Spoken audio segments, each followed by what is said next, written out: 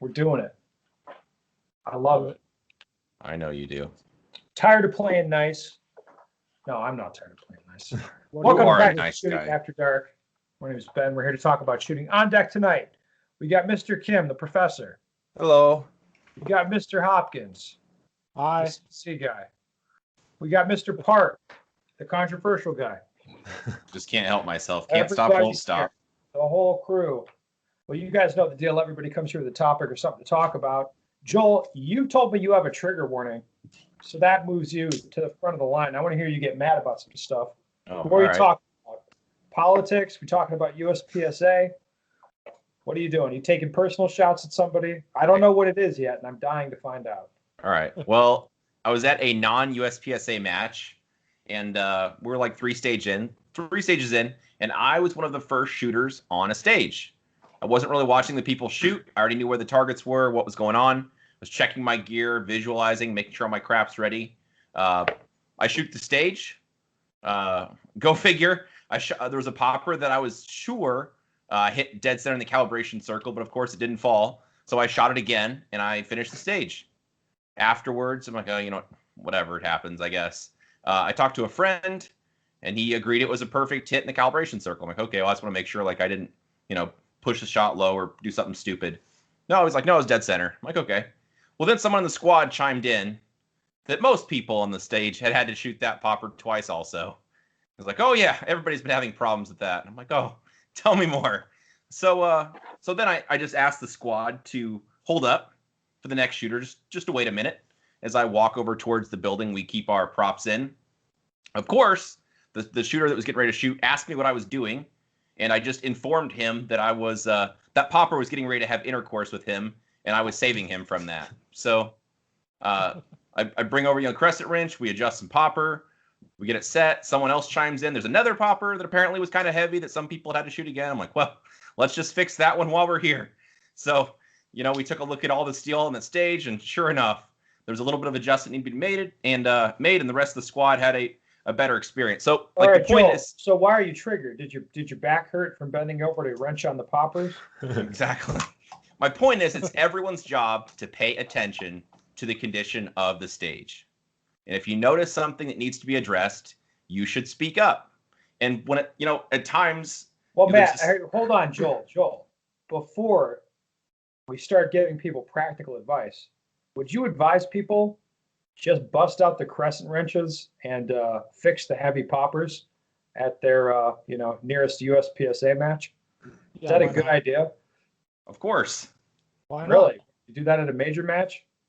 Well, valid point. You can't. So you can you can ask the ROs to, and You they can should ask be in ROs to charge of adjust. keeping their stage running. Good luck with that, Matt. Let us know how that. I will say there Troy is will come over and explain why you're an idiot if they don't feel like doing it. Don't worry. the flip side of that coin. I know I praise them enough. Like the Iowa section bros, like we've been to that match before. I've seen their staff like in the middle of. They will stop a squad in the middle of the squad to go adjust something they need addressed. So, like on the flip side of that, there is match staff that is attentive to the stage. But for local matches, like there's like the saying, if it's everyone's job, it's no one's job. But I would just like to suggest, especially at locals, I think this stuff maybe happens more, where it's just like, oh, somebody else will take care of it. So be paying attention, and if you see something like that, speak up because it's irritating otherwise. First rule of poppers: if you see something, say something. Right, Joel? Absolutely. All right. Well, who'd like to go next? I have a match talk. That's what I want. The Yes. professor. We're here to talk about two gun, right? Yes. Practical yes. two-gun. What do you think about two gun? It's the way forward. Yes, it was a lot of fun. First of all, I thought their division was very well thought out. So there's only 3 divisions: PCC, so PCC and handgun, or competition and handgun. Competition is basically, you can think in terms of like a 3-gun rifle with the muzzle brake, not much limitation, no limitation on optics, so you can get like 3 optics on it if you want. LPVO, anything is allowed. All 3 divisions didn't have optic limitation. And the third one is practical division. which was the most interesting for me. It's basically a brand new division, no muzzle brake. However, you can have other muzzle devices like the bird cage, flash hider kind of thing, or suppressors. Actually, there were quite a bit of people shooting with the suppressor in that division, which was very interesting. Uh, and compensator kind of thing, weird beehive looking compensator. I saw those kind of muzzle device too. I just personally shot with a birdcage, A2 birdcage from BCM kind of thing. Uh, so in terms of divisions, practical, basically they wanted to accommodate more of the tactical shooters, I would say. And like the rifles that are in used military side was definitely welcome, but there was no three-gun style muzzle brake rifles. So definitely, I would say there So you'd was slight say, more wait, hold kick. on. You're talking about 3-gun open, like open style None of them, no. ARs. Yeah, so those are gone. That's good. Those are lame. Yes. Hmm. And then competition division had a lot of the three-gun shooters because of the three-gun rifle was used in competition division. And then some USPSA shooters I saw they were shooting in PCC division because they already have PCC. None of the shots were too far enough to not be able to shoot with PCC. I think the furthest shot was 140, 50, something like that. It's a AC zone human sized target, so it's not a small target either. Tell So us more about the stages while you're at it. yes, that was very interesting. Three stages were terrain stage, so it's kind of like one of those three-gun stages where you're running around in a terrain. There's not particular berm concept on it, so 180 was a little bit tricky. Some bays wasn't 180; it was more than 180. So those stages had far shots. Far shots meaning 100 yards past. Anything 100 yards past was a ringing steel target, so you don't have to paste or anything. Arrows will yell hit if you hit it. And some of the far shots actually had some kind of prop you can support on, whether it be like I forgot what it's called, the VTAC wall, is that right? Yeah, barricade. Yeah, those kind of weird barricade was there, or it could be they call it sawhorn stands. So it's like a bar and you can rest your rifle on it. Or sometimes one stage had a port. So a lot of people just rested their rifle on a port. So all the far shots were able to be shot with support. So I thought that was a very good idea. Because I would say maybe 30%, 40% people had LPVO and rest of them just shot either red dot or red dot with magnifier. So a lot of people actually shot without a magnifier. I shot only a red dot on it. So none of the shot was super difficult enough to think about windage or anything like that. And most of the target was big enough to not think about the bullet hold or the bullet drop, anything like that too. So that was interesting. And other stages, so 9 stages total plus vendor stage. So actually the vendor stage was part of the schedule. I thought that was actually a very good idea. So you had to stop on that vendor bay for an hour-ish. And vendors were awesome. There were like full auto guns. There was weapon-mounted vehicle. That one you had to pay, but the full auto gun, everybody shot it for free. Other like the Cobalt Kinetics rifle bay was there too. You were able to shoot fancy ARs, AR pistols, all that stuff. So I thought that was pretty cool. So 3 stages terrain. The rest of those stages were kind of like the field course from USPSA. So in terms of the dimension of the stage was very similar to big size USPSA field course. So basically you're covering twice the dimension. So meaning you shoot with a pistol, shoot with a rifle. So the times tend to be in the high 30, maybe 40. So basically it's a 20-second stage in USPSA only with a handgun. But because there's a rifle, most of the case you weren't really allowed to like go back and forth with a sling or anything. So you had to either stow in a dump box and then switch to pistol and then shoot rest of them. So it's like 20 seconds of pistol, 20 seconds of rifle. It's easier explanation that way. But the terrain stages were, I saw very fast times being middle 30 to 40, but some big stages, there was one that were very, very big. It was like 140-yard shooting, and then also you had to transition to a pistol and then run a lot. Those stages were commonly 50 seconds. And of course, there's longer stages than that. And one thing that was really interesting for me was actually the different target. They call it, the scoring is points per second, they call it, but it's basically what it is. It's a hit vector, same system. But the target's different. So in terms of the dimension of the target, it's a IPSC turtle target with the top triangle cut out so that the top triangle becomes a head. And then the middle square and the bottom triangle is just regular Alpha Charlie Delta.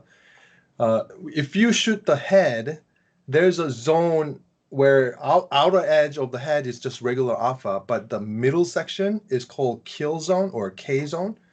You just need to put one round in the K zone and it's a 2 Alpha. And if it's outside, if you shoot Alpha Charlie Delta, you need 2 shots, right? Or else it's a mic. So that was most interesting in terms of strategy. There was one stage where handgun had to be shot 22 rounds. If you shoot 2 per target, it was 22 rounds total. And then I have 23 rounds in my mag. So just to save a reload, I would shoot the close target at the kill zone, which requires 1 shot only if you hit the kill zone, of course. So I shot the head on a couple targets, and then I got a kill zone on it. So I saved a couple rounds for possible makeup or eliminating the reload. So I thought that was pretty interesting. A lot of people just shot automatic 2 shots on every target. A lot of people actually did that. Some people actually try to shoot kill zone on a closer target to save rounds. So that's another strategy that was pretty interesting. Yeah, it sounds like the UML rules, which that's what we do for Two Gun at our club. So it's like, 1 alpha to neutralize or the 2 Cs or whatever. Did they do par time at all on the stages then? Or there did wasn't. You shot until you completed the course? There was time limit. Uh-huh. There was a time limit, which is 3 minutes, which one stage I used all 3 minutes and I ended up auto stopping me because of the malfunction. Yeah. So yeah, there is a time limit, 3 minutes, but it's not like part-time. Okay. So yeah, people like me who had a malfunction and you can't fix it in time, you have to stop.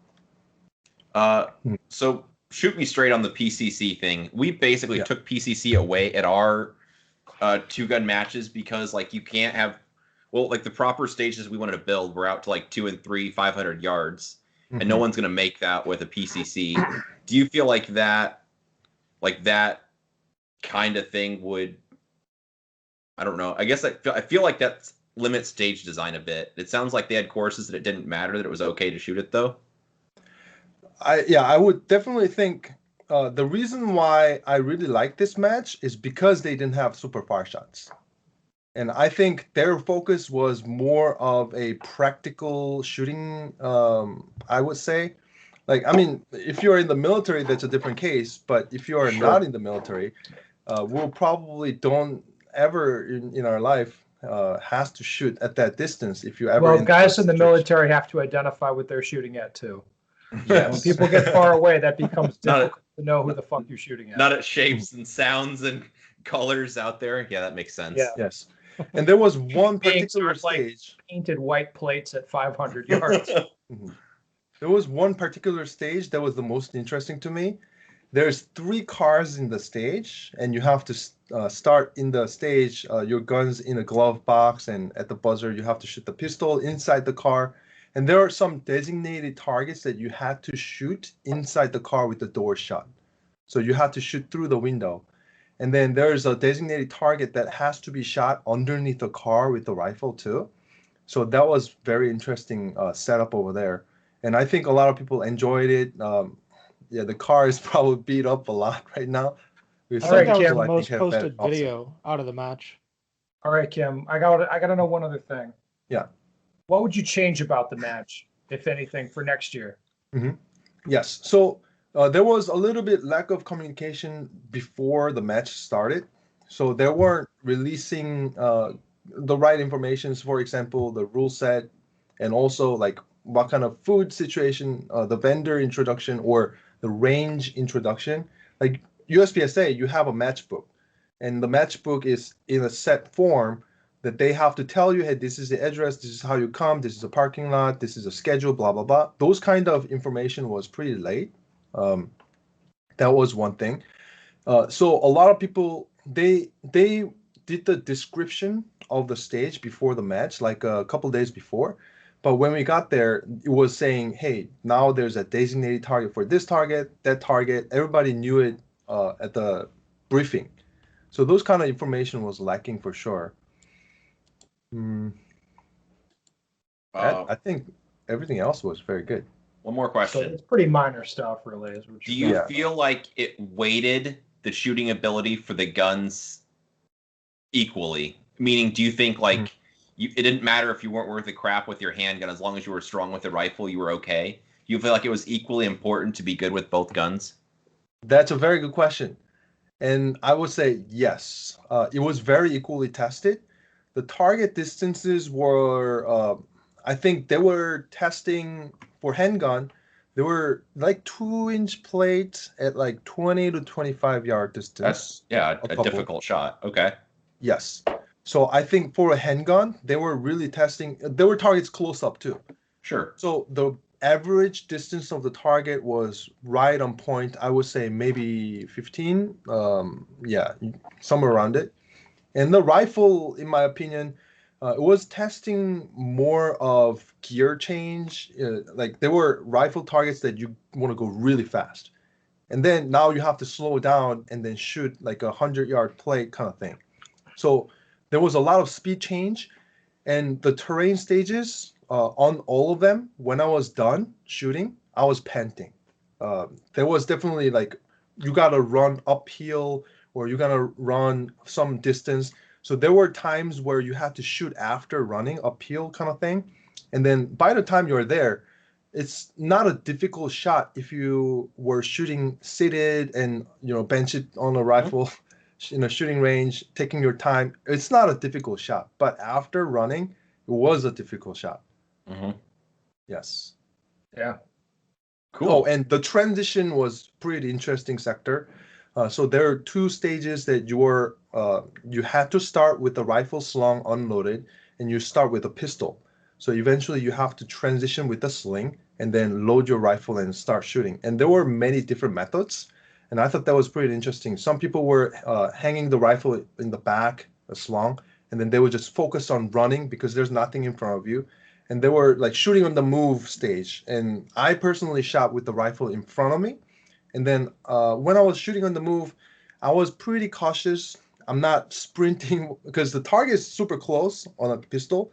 Some people were not worrying about the rifle in front of them and then just hose at it really fast. But for me, some people in the rifle front, they would be a little bit more conscious so the rifle is not hitting your arm or anything like that. But the speed-wise, having your rifle in front of you is a little bit more beneficial than getting all the way back and load it up kind of thing. Okay. Yeah, it sounds awesome. Yeah, it was awesome. It was a lot of fun. A lot of takeaways. Yeah. All right, Matt, what do you have? All right. I got 2 topics tonight. First one. No, you get one topic. Just for this one. I'll do one for the next one, though. I'm just telling you. I'm ready. I love this. So, Spike, this is probably I not happening a have- fucking year that you've had a topic ready. Just calm 2 down.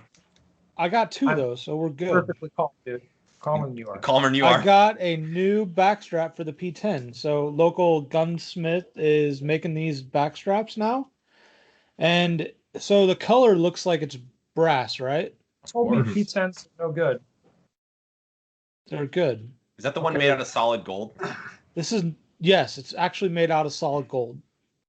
No, it's actually a material called Ampco. So it's like brass and nickel and aluminum all mixed together. Okay. And it's harder than brass, so they can actually put points on it. So it has like actual diamonds on it, so you get actual texture compared to normal brass backstraps. You'll see like horizontal lines across them because the brass is so soft. Yeah. Eventually the tips will wear down and wear off. So with this mixed material, it's actually hard enough and it won't wear down over time. So Stonebridge Gunworks, you can get these all sizes available. Adds about 3 ounces, so it's a little lighter than brass, but a lot heavier than plastic. So, Okay. Oh, Matt, that's pretty cool. But have you looked at the BSPS brass frame weight for production division, sir? so yeah, so I'm gonna do this, and then I'm gonna get my 7-ounce flashlight. It's not a flashlight, it's a frame weight. It includes an LED light to comply with USPSA rules, of course. Whatever, it's 7 ounces. So I'm gonna get a 2-ounce tungsten guide rod, a 7-ounce light, this 3-ounce backstrap, and add 15 ounces to my 28-ounce gun, so it weighs still less than a Shadow 2. Puts you right where you need to be. I wonder That's if you right. can get like projectiles to load, like bullets that weigh more also. Maybe I ought to look into that. So serious question. How much, like that metal, that material, how does that compare to brass as far as cost? Is it like the same price as what a brass would be or less, or? I think it's going to be more. So the material is like an alloy they use in like impact sockets and pry bars for explosive areas. So it's really like it'll withstand like impacts. Like It would stand a squib. yeah, exactly. Yeah. So it doesn't Okay. spark, but so it's more expensive than brass, but it's more durable. It lasts longer. And it has It's checkering. almost the same weight. You get the added texture on the back of it. That's probably the biggest benefit of it. He's also going to be making magwells for guns. So, you usually have like steel or aluminum, right? Aluminum gets beat up all the time. The brass magwells kind of get beat up also. They're soft. With this Amco material, it'll actually absorb like all the bad reloads that you have if you're shooting like. You can do a lot of 20 bad reloads, buddy. I have some steel frames I fucked up. Yeah, exactly. See, It's like, this stuff will take it. Oh, yeah, Okay. yeah. Mine are So- definitely a bit worse for wear. Matt, I do have a brass backstrap too. Yeah. So I don't have the flashlight right now, but this is 4.5 It's not a flashlight. It's a frame weight. Yeah. No, So- we got to call it a flashlight, or they won't. No, let I us know use it. from the website it says the LED is not intended to be used as a flashlight and is only included because it is required from USPSA. That's what it says. Boom. So my carry optic gun with a flashlight, brass backstrap, and a brass base pad, and an optic, of course. It was 41 ounce, but the Jeez. flashlight was only like 3.5 ounce. You're behind the times now. Well, I'm sure magwells would be allowed before too long anyway. So. we'll have Oh, to and get those titanium also. guide rod was in it too. So Jeez. 41. It's production, baby. So Yeah, man. like with all this bullshit like frame weights and all that, like we're gonna hit 59 ounces, right? Like so we can see someone finally get bumped to open. Yeah. First person who does it, it's an American hero. That's who that is. Yeah, Yeah. of course. All right. Let's move on Hold to on, a question. SPSA is gonna give him a badge. Yeah, we should give. Wait, we should Ben, give did you have a topic? Oh shit! I did have a topic. I would like to talk about the drill you did today that we talked Actually, about last that's my night. Topic. All right. That's what I have was- questions, so go ahead. What are your questions about my drill, sir? Well, What was the drill? Hold on, let's do that yeah, first. All right, so I was working on MXAD, but that wasn't complicated enough. So you got a target at 7 and target at 15, something like that. So instead of shooting 6 shots on one of them and then 2 on the other, I just went back and forth for every shot. It was horrendous. Let me tell you. So you're trying to move your eye. You're just flipping your eye back and forth between a target at mid-range and a target at close range. And you just have to like keep changing your visual focal point like 4 times a second.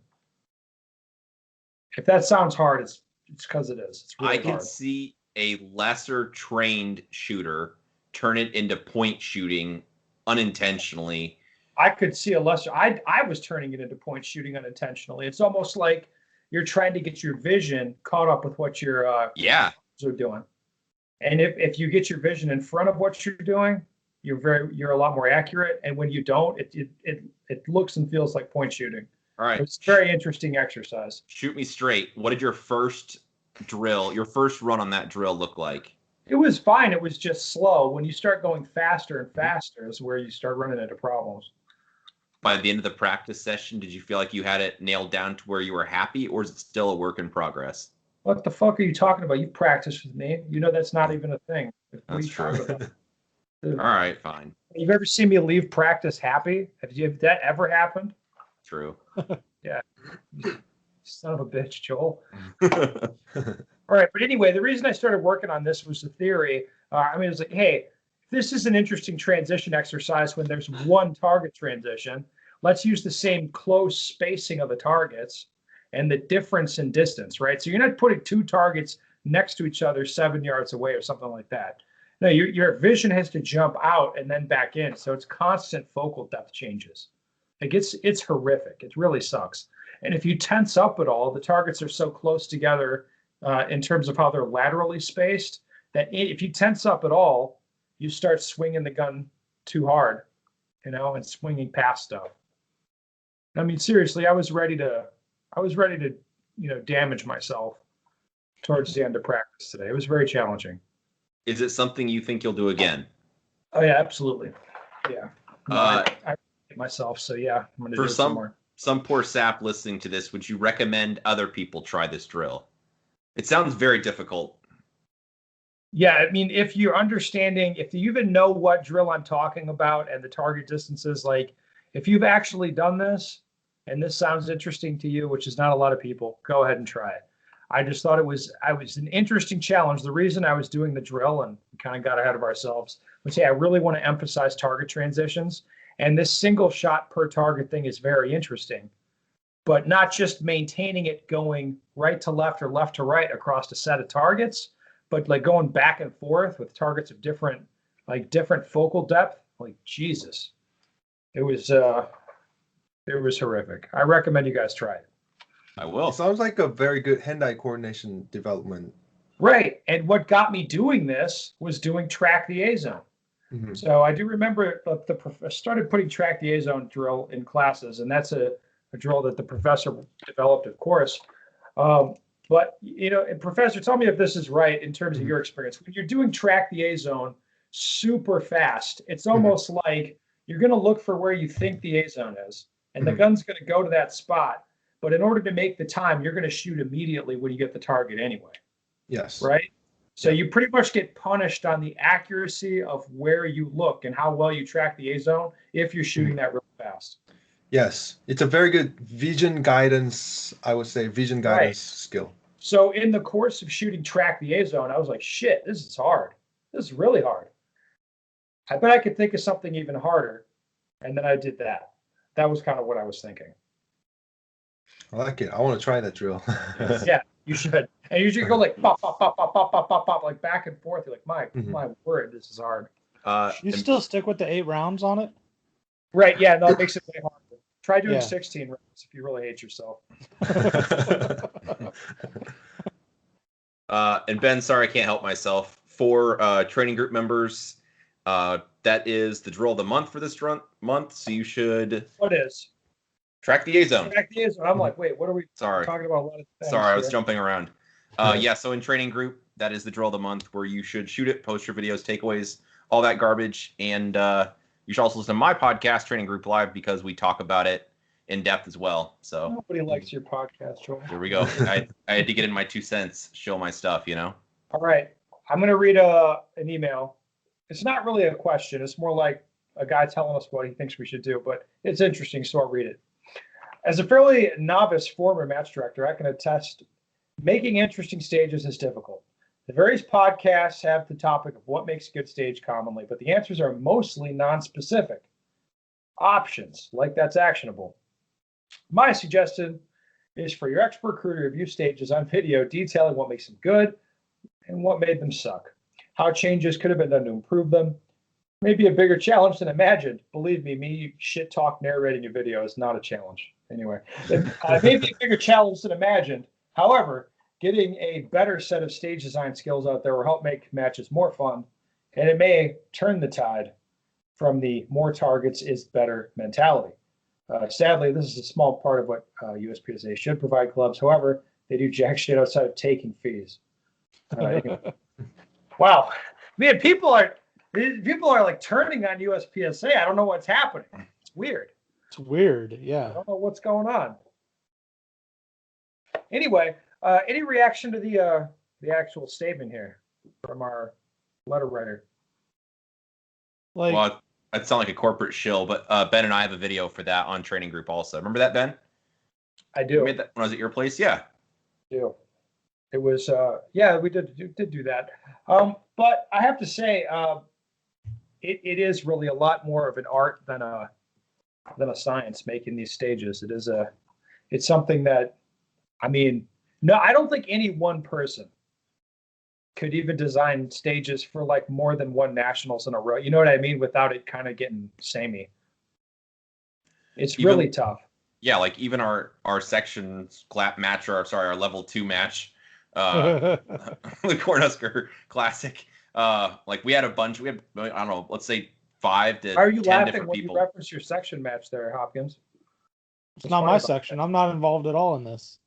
What about your section match, Joel? So what I was saying is having a bunch of different people developing stages is a good idea because everybody has a different idea for what's good. That's okay. I won't say any more, Joel. I won't say any more. I'm not going to. You can. No, okay. Well, yeah, we should do something about these fucked up stages. Yeah, so No how do doubt. you do it though? Like, how do you do it? You say like, I know you oh, buy options are good, right? to actually fix the problem or to make a YouTube video. What are you asking?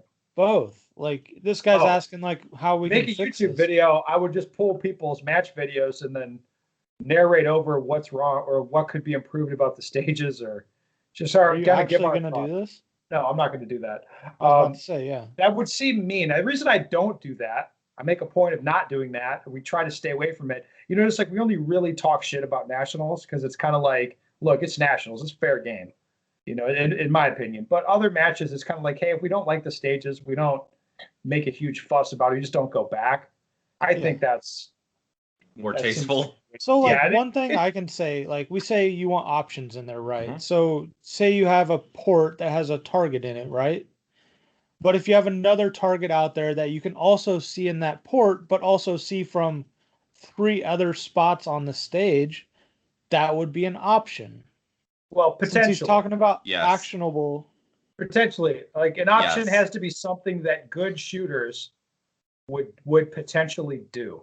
You know what I mean? So yeah. Just No, making the Ben, target Ben, explain visible, what you if mean no by that, good please. shooters are going to shoot at it that way, then that's not really an option, right? Yeah, but I mean, if somebody it's- is going to shoot it. Yeah, it's Well, not. just because Obviously, some there's just because some D-class idiot does it doesn't mean that it's a real choice. You know what I mean? yeah. It's kind of like the choice between you want to get hit in the head with a hammer or a baseball bat. Or do you really feel like you have a choice in that scenario? See what I mean? Yeah. How It's how kind about of this? like, well, I How can about shoot this, this guys? target in the one spot it makes sense, but I can see it 4 other places. So How about okay, well, this? that's really not meaningful. On a stage, there's more than one way to shoot it to the point the top guys at the match have a discussion. Hey, Matt, you think go left or right? Ben says go Yeah, left. 100%. Matt says go Like, right. That would be a good test. Yeah, Yeah, but if how do you it's get good there enough. though? He's asking how do you get there? How Like do you saying get that is to a good place? is one thing. How do you get to a place where you build a stage and then have good shooters look at it, disagree how to shoot it properly, and then shoot it? I mean, you're asking how to get to that? Yes, that's what he's asking. He wants something actionable. I instead know of- he wants something actionable, but the truth is you have to be able to look at the stage and identify what the viable options are and what good shooters are likely to do. You know what There's I no mean? principles or anything that we can Well, say. sure, to- there's plenty. There's some principles. I mean, I'm not really smart enough. This has been stuff we've talked about, but like the fact is, you have to have a certain level of shooting ability to even understand what these shooters will be looking for, and that's a problem. It's a big problem.